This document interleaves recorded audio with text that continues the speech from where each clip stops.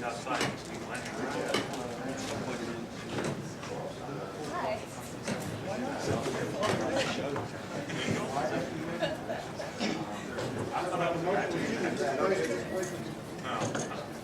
Are these on?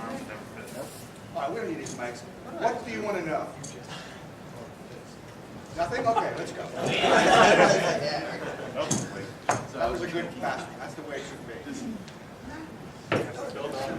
All right, we'll give you some time. Think up some questions. This is called Q&A. Questions, answers. Yes?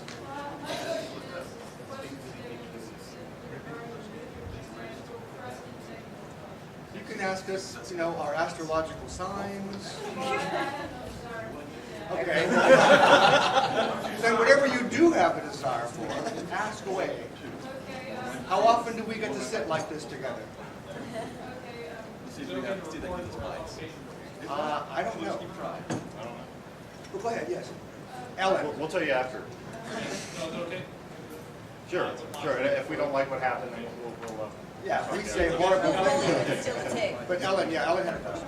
Okay, I'm about to make my first film, and I have access to a sawmill, and I've got permission to run a corpse with a saw. And what I'm wanting to know, aside from wood, plum, and latex, what other items I can use to make the corpse that wouldn't harm the blade? Yeah, I don't think latex is going to work. It's just going to. Did you ever get a drill caught in your jeans, or that's what's going to happen. It's just going to all bunch up. If I were you, I would. If you have a mold for the body, you have a mold for the body? I'm working it out right now. All right, then just brush a few coats of latex in the mold, but then just brush in some just a real thin coat of plaster of Paris. So you have a body that's mainly plaster of Paris with latex skin over it. Then you can just saw right through that. Plus, you can build like a plastic, just attach or glue a plastic garbage bag in that area that the saw is going to hit, and just fill that with guts, pig intestines, shrimp dip, apple cores, anything that's going to go splash. But make sure you can also fill up lots of condom with blood and put those in there. Great technical question. I know how to do that someday myself. You should make sure the refrigerator works too. Yeah, make sure if you're going to have guts, yes, make sure the refrigerator you store them in is plugged in. Oh. I just want to do introductions really quick. My name's Kerry Hogan. I'm one of the producers of The Web of Darkness. I'm here from Renegade Films. Going down the line, at the very end to your right, you have Scott Semple. He is here from Savage Armadillo Productions. He was our executive producer. Next to him is Chris Polidoro, special effects. Next to him is Mr. Tom Savini, who is the special effects supervisor and played the role of Rogue. Was I? That's what your contract says. The lovely Brinke Stevens, who played the role of Intensity. Pati White, who played the role of Julie, and me. Rick Danford, our illustrious director. Paul Bigotti, my other producer. And Pori Denicolo, whose name I can never pronounce right. Mr. Unpronounceable. Mr. Unpronounceable to you. Paul did our sound and a number of other wonderful things. So we just wanted to come out here today and let you ask us some questions about The Web of Darkness, I have a about question. behind the scenes. When's the movie coming out? I have that same question. We are about 50% through a rough cut of the edit right now. We're planning on having that done hopefully within the next 2 months and have a final edit done. I'm thinking December. So by next Dragoncon? By next Dragoncon, we should be able to show it for everybody's viewing pleasure. Any other questions, Tom? I will pass it over to the audience. Should we tell us that Yes. was bad? Are you planning to self-distribute, or are you looking for distributors? We have one distribution company that is interested in us. There are a couple others. We're not going to self-distribute it. We're shopping for other deals, but right now we have a pretty solid deal. So You we're a looking distributor? for better offers. Do you have a card? Basically, what we're going to do also, when the movie is completed, we have a deal with a local radio station that helped us a lot with the movie, 98 Rock. And when the movie's completed, we're going to have a premiere in Tampa, and we're going to be inviting several distributors in there as well for the premiere, and hopefully work something out that way. Just to give you a little heads up in case those of you who don't know too much about Web of Darkness, it's kind of a new age vampire film where a couple meets a vampire clan over the internet, and basically our lovely Pati White over here becomes the target of this vampire clan. We also have a comic book over here. The comic book was written as like a prequel to the film. So it introduces Tom's character, Brinke's character, and kind of introduces the action and kind of like that flows right into the film itself. So it isn't like a comic adaptation of the film. It's actually a whole different story that leads into the film, and then you'll see several things play out that you only pick up in the comic book as well. So And those are free to the public. those are free to the public. We have postcards here of the nice little movie poster that Jason Smith put together for us. That's outstanding. So please feel free when it's all done to come up and get as many as you like. Please take them away from us. They make great coasters. So any questions anybody else have? Please feel free to. How long was the shoot? 4 years. It was like 18 dog years. We had chosen a location originally, and can you hear me?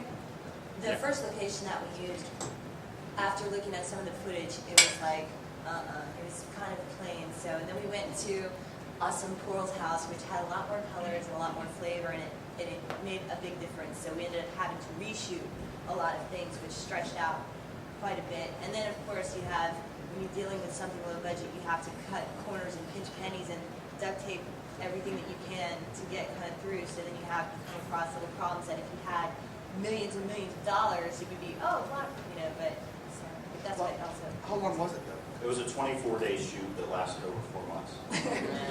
Basically, we also had a lot of actors and actresses that we had to wait till weekends or evenings and stuff because they were working and stuff that we worked with. So we had to work around. Being a low-budget company, we're working deferred payments and everything. We really had to cater to the actors and actresses, so we kind of worked around their schedule. Whereas in a regular budget film, they come with us and we're there when we get done. Did you shoot it on film or was it digitally shot? We shot a digital video on one of those 10 minutes Yeah. long. Three short questions. One, did you shoot it progressive scan? No, Two, did you shoot it in Tampa? Was that what's the plan? it was in Tampa. In the Bay Area. Tampa, Tampa, Tampa, yeah. Third, and this is probably if you want to answer, what was your budget? Pardon? What was your budget? What was our budget? Our actual budget, or how much money did we get to make it? Not what you get after you're shooting, I know that, but I mean, let's start with. We had $36,000 total. But the actual budget would be a whole heck of a lot more. My hats off to you, you came up made that. We have a lot of deferred payments too. Outside of the two people most of us know about, what is the cast and the crew's history of the film? This is our first feature for Yeah. Renegade Films. Savage Armadillo. Oh, I worked on as a production assistant on Mercury Rising, and I used to work for a local news channel in Tampa, Florida. I have a strong theater background, but this was my first industry experience. It was very fun.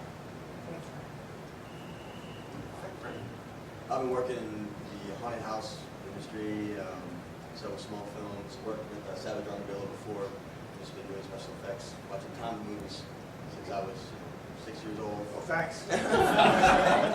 And others. Just been plugging at it every day. I'm running out of hair dye. Yes? How did you go about finding distributors? What, I mean, you're a small company. What was your first step and your second step? Basically, the distribution company that we got, Prescription Films, that was owned by Tiffany Shepis. The way we hooked up with her basically was we approached Tiffany to be in the movie. We had targeted her to play one of the roles, and due to scheduling conflicts that couldn't pull off, but she was really interested in the project, really interested in us, and she sent us the distribution deal that we used to help us generate funding.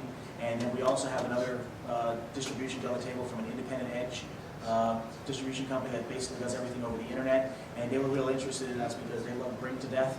So when they heard about that, they sent me an email, and we communicated with email. To me, the internet is it. You know, we've been able to make so many contacts and network with so many people through the internet. That's pretty much how we put everything up. That's how you found me. Absolutely. Through my website. Absolutely. And there's certain trade shows and things you can go to as well, and they're industry related. Distribution shows like the SDA and of course film festivals. That's where distributors go to find films. They don't call you, you gotta go find them. Matthew. Are you going to do the film festival? That's still, excuse me? That's still pretty much up in the air. We're planning on probably doing the film festival circuit, but right now what we're looking at is probably going straight to video. But that's really going to also depend on the distribution deal, who we go with, and what happens with that. Hey, listen, if Artisan Entertainment can pick up the piece of shit Children of the Living Dead, surely you must go to Artisan and say, look, this is a real movie. Is that an endorsement? Not of Children of the Living Dead. Let me officially announce, please, do not waste your time or money on Children of the Living Dead. No matter what Fangoria says, no matter what the websites say. I was there, okay? I've seen it. I'm sorry. Say again? How did Renegade come together? Renegade Films really came together as a very wild situation. I had met my partner here, Kerry Hogan, my original partner, Kerry Hogan here, when we first went to work at MCI WorldCom about 4.5 years ago. And we had put the whole thing of Web of Darkness together and decided what we were going to do is write this script and sell it. And as I was writing the script and we were bouncing ideas off against each other, we just decided, hey, why don't we just do this ourselves? Because that's essentially what we want to do, is become filmmakers. So we figured we were going to use this film to get Renegade Films off. So as we finished everything, we started putting together the rest of the pieces and bringing in our jack of all trades, Pori Denicolo here, Mr. Unpronounceable. Mr. Unpronounceable, putting all the pieces together there, and then bringing in Tom to help generate, with the name. Plus also, I've been a huge fan of Tom Savini's all my life. So when we first decided this was going to happen and we're going to make this movie, I had to try and get him involved. So. And damn it, he got me. And how did he get you? He did a horrible thing. He offered me money. See, Tom's not being as nice to me. That was a little different story there. I was bugging Tom, spamming him left and right, trying to get him to read my synopsis, and he, of course, never responded to me. But then he responded to me once and said, send it to me. Okay, so I sent it to him, and then Tom called me on a Saturday at work saying, hey, I got up for breakfast, got the mail, got your synopsis, read it. I love this, we got to make this movie. And I will never forget that line. I just wanted to go to Tampa, Florida. You want to go to the beaches? He needed to go to Disney World. Yeah, I just wanted to go to Disney World. What was the inspiration for the story, and what can you tell us about the story without giving away the secret? Okay, my initial inspiration for the story was mainly because my father is a huge vampire fanatic. I mean, I like vampires as well. Werewolves are my favorite, really. Vampires are his favorite, so I wrote a story about vampires. I wanted to write something a little different that not just was something that really hasn't been done or at least explored too much, but I also wanted to write something with a really cool twist.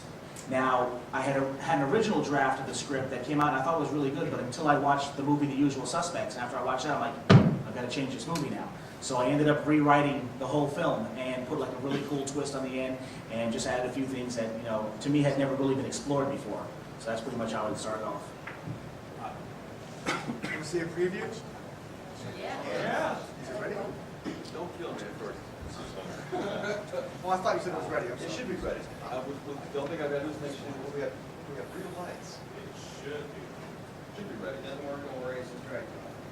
It doesn't work in situations normal. Excuse. It's just Dragon. Did you see some of the dealers? Oh, it's a football game. Vampire football player. That's interesting. Which version I of feel like that.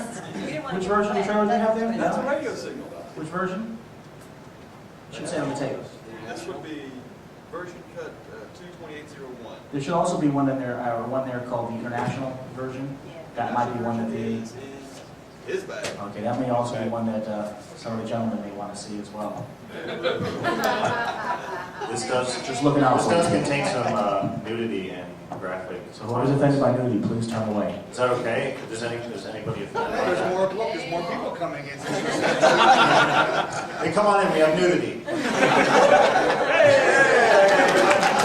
Free nudity.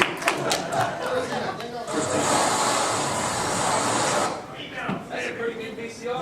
It's making a great radio station for the ones in the store at the moment. This is on Spanish radio. Okay, any questions while we're waiting for the Spanish? Wait, back there, you haven't had a question. It's actually a two-part question. One, are most of the effects you did, not all, are all of them in-camera effects? And two, shooting with the XL1, did y'all do anything with frame rates?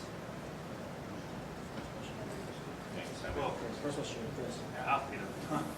basically, you can not really change very much unless you have a PAL version of the XL1. Even if it says frame mode on it, it's just taking 30 still pictures instead of running like a VCR and recording continuously. I'm sure eventually we may 24 frames per second, but that's all. You're pissing me off. He's a big guy. And you're fired.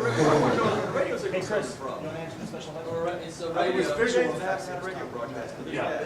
Oh.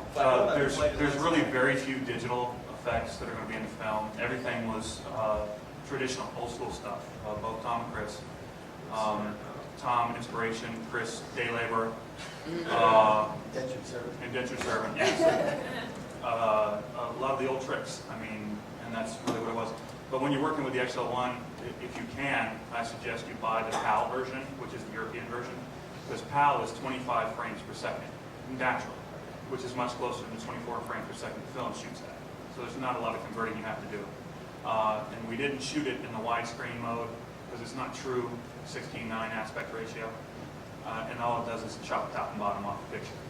Makes it look like anything else. And as far as the effects go, you gotta ask these guys. Did you use any computer graphics for your special effects? Not for mine. But we are going to have a couple digital effects in it, but not very many. That's the Everything you last see is thing. pretty much traditional. Do you ever need any, or do you ever have any use as far as, is there anybody that you use if you do need Why are you interested? Bring some cards. If you have a card, that's fine. And you want to work for a deferred salary, that's... Anybody has an apropos business card, by all means. Yeah. Back there? What's your edit system? What are you editing? We actually went to a post house, Tampa Digital Studios. They're editing on an Avid system. What we're doing is we're doing a rough cut through Premiere, taking it to them, and they digitized all the stuff onto digibeta tapes, and they're editing off the digibeta tapes in an Avid system. You had a question? I have two questions there. How big is Renegade? Is it just the two of you? Well, the three of us. Three of you, okay. And also, being a small company, I understand you said you emailed the heck out of it. Is that- Spam is Spam what it the is. heck out of it. Is that how you get someone of his stature, someone who has a little bit more? With my stature, you got a bar mitzvah? Fuck up. I saw a poster, Savini, it's on the internet. Savini, who told me about that? Did you tell me about it? Yeah, it's all. Somebody told me about my name is on some internet site. Tom Savini will do your bar mitzvah. See the reputation I'm getting by doing this? You got to ask. I mean, that's the key. You just got to ask. Basically, I found Tom through his website. And sent him an email originally. Tried to bother him in the chat room and all that stuff like that, so I could finally get a response out of him. And then mailed him and went from there. You know what? If an unknown hadn't asked Harvey Keitel to look at his script, we wouldn't have Reservoir Dogs, and that was Quentin Tarantino.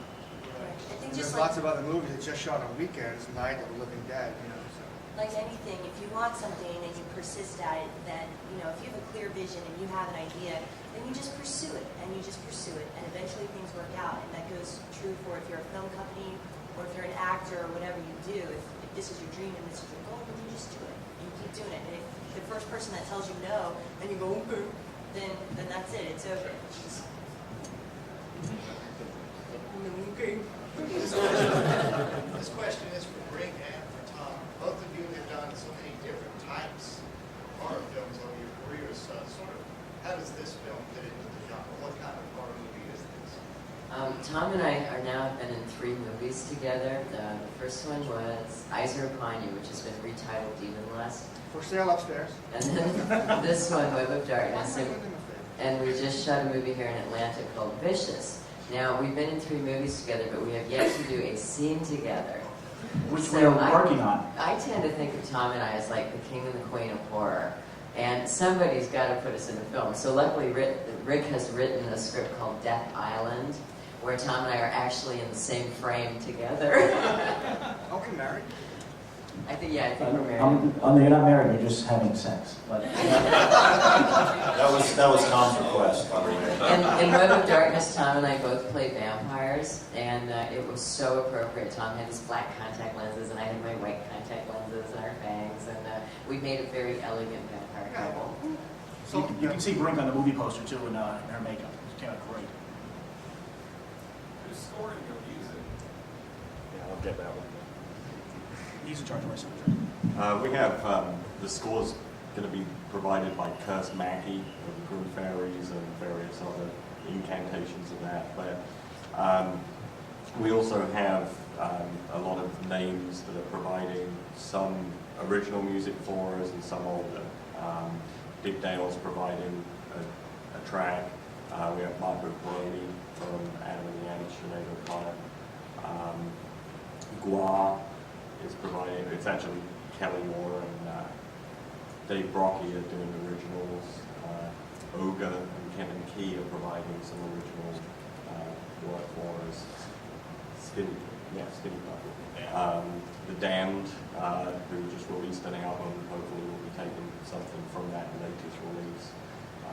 So yeah, we have a lot of music. The soundtrack's going to be really, really good. Of course, if we had Tiffany Shepard, we could have used her boyfriend. That's some guy named Damien Alfred. That's for Death Island. See, are you drinking out of a flask? Do you have enough for everybody?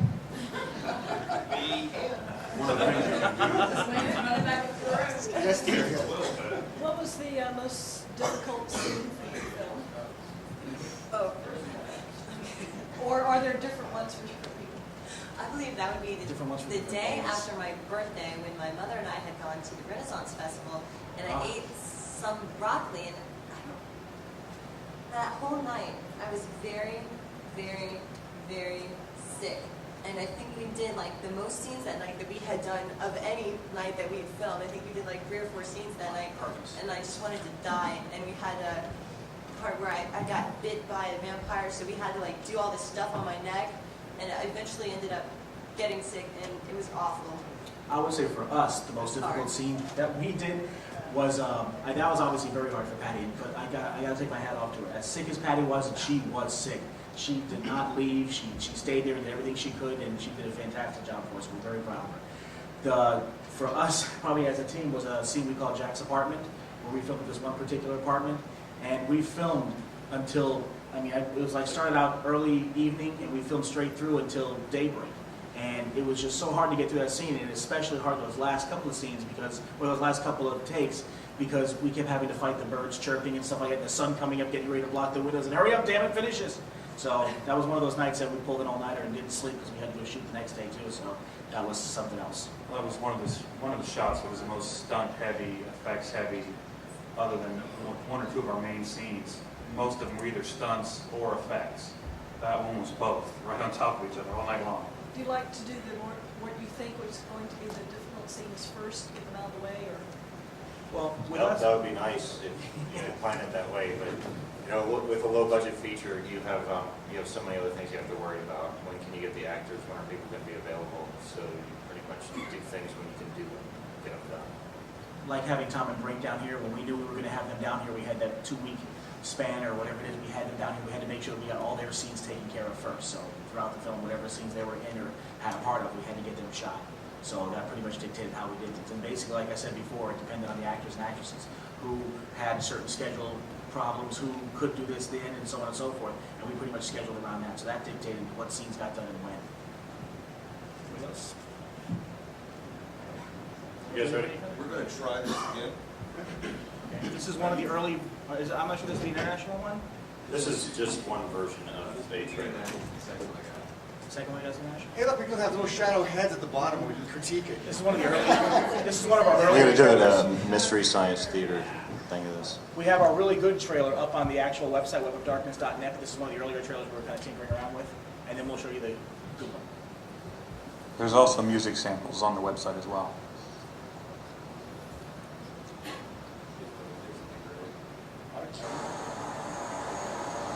Oh, is it? The lights. Basically, this is a little rough cut footage. You lost or something, honey? Well, that depends. Are you Intensity? That's the wrong tape. That's my name. And state line. Hello, Why, are person. you doing a survey or something? No. That's just rough cut. Yeah, that's just rough cut footage. What are you guys doing? Get them in right tape. Party, boys. Don't kill them yet. All right. Perfect. That's great. It's not your fault. They want to volunteer for staff here.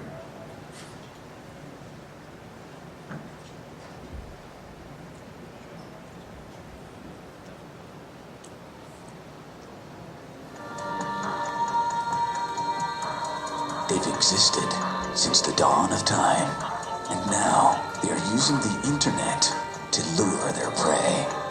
But when an unsuspecting couple stumbles onto their website, they enter a nightmare world they may never get out of alive.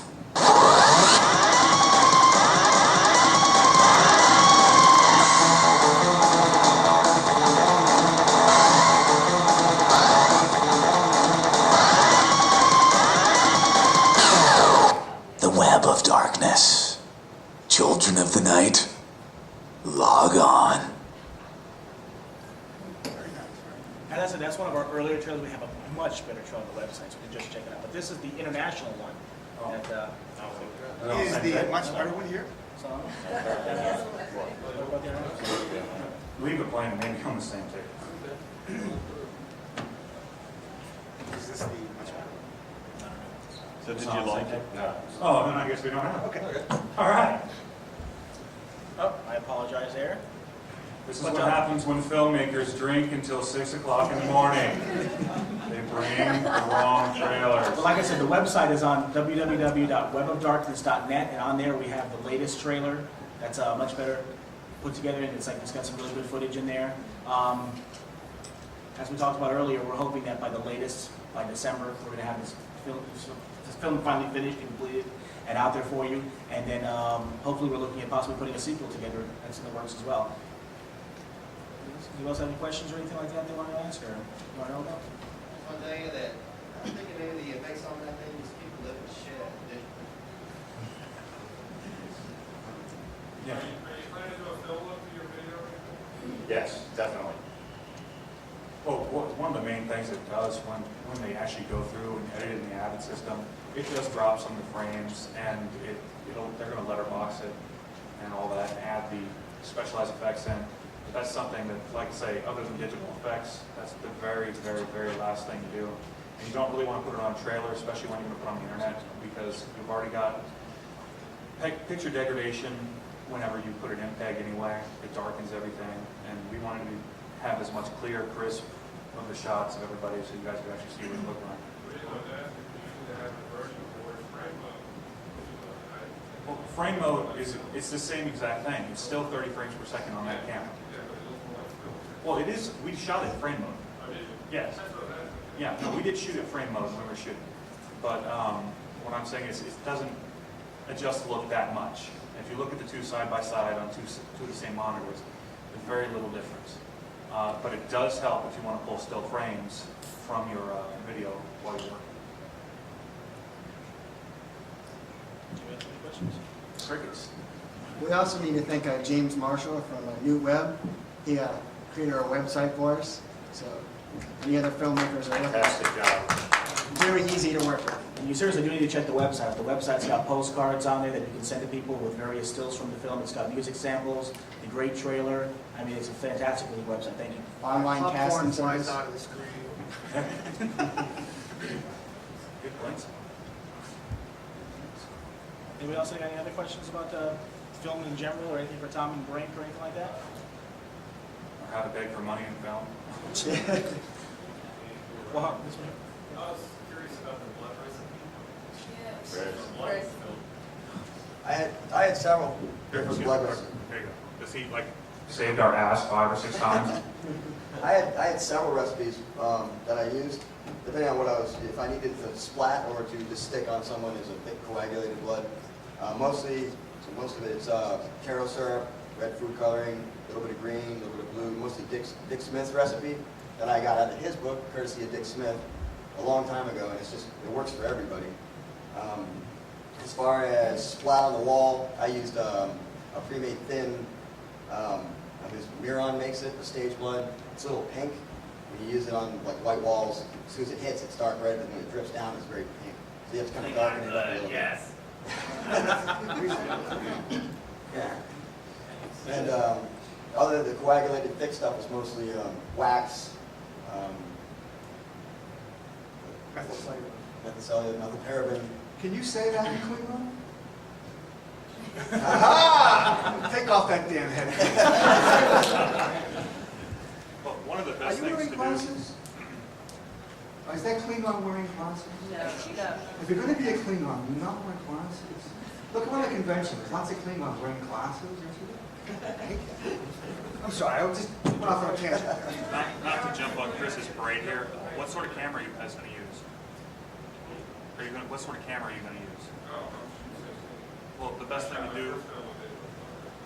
do, especially when you're working with blood and stuff, like some of the stuff that works on film doesn't work exactly the same on digital, is to experiment with your camera. Go through, make up different tests, and just try it first. Otherwise, you're going to be spending a lot of money on film. On digital, it's $10 for an hour.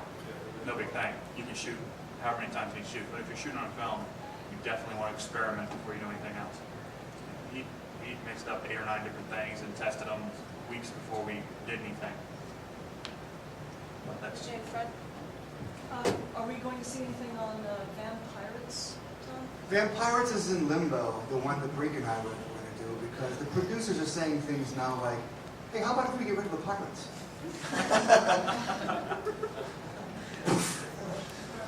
Mine's another personal technical question. For Tom there, I also have access to a herd of cattle that are trained to cubes that I get to play with.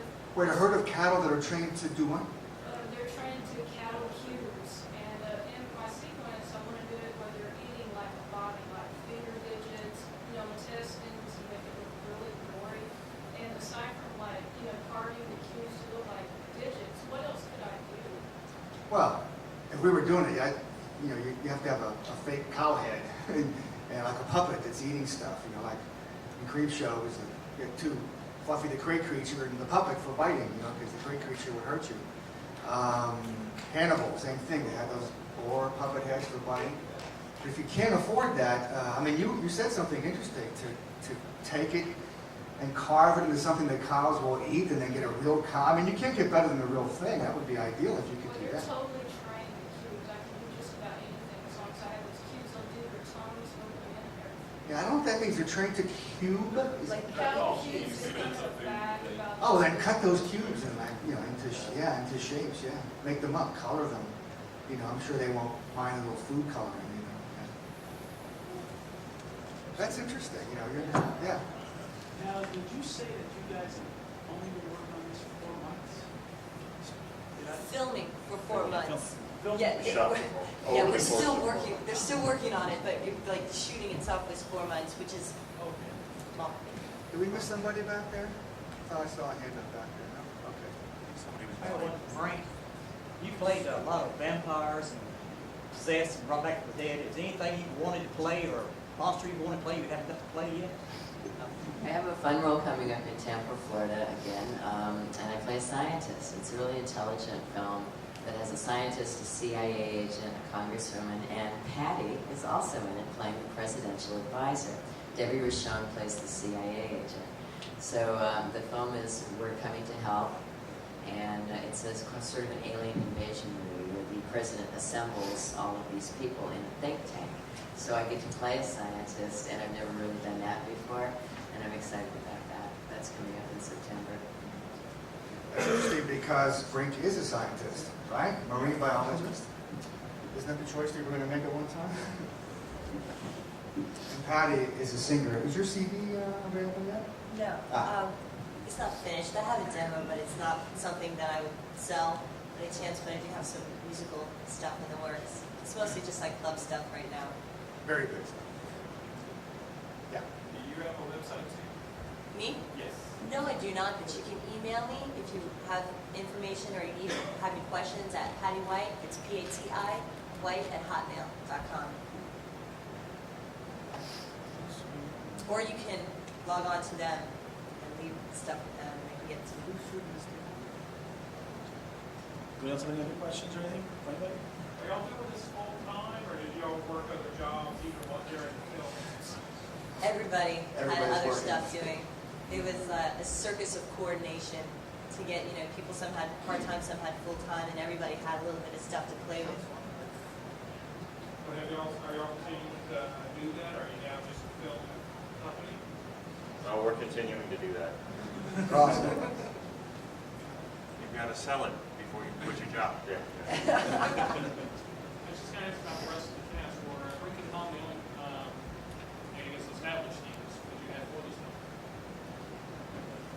Yeah, they were the only A-listers in our books as far as we're concerned. They're our money people. We had everybody else was pretty much everybody else except for one or two people were all local Florida people. We had Just found people on the street and invited them in. Once I got off crack, it was. You want anything else or any questions? Interest? No? Really comfortable? All right. Well, thank you very much for your time, and hopefully you'll.